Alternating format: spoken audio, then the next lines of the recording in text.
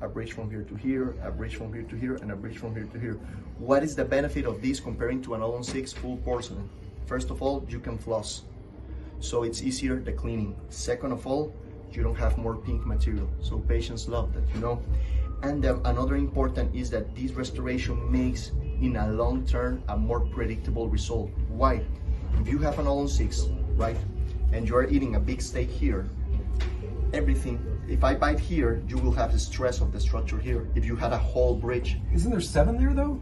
Yeah, because we have that. Okay. We have. I thought I was going crazy there for a second, because I was like, because we have our slogan is, the amount of implants that we can put to you, that's the one that we are gonna put. Because your bone density, and we're not gonna change the price, okay?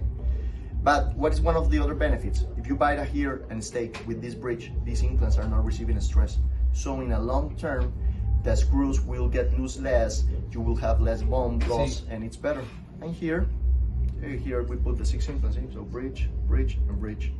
So this is how we use 90% of our patients. We finish now these cases like this in full zirconia. yeah.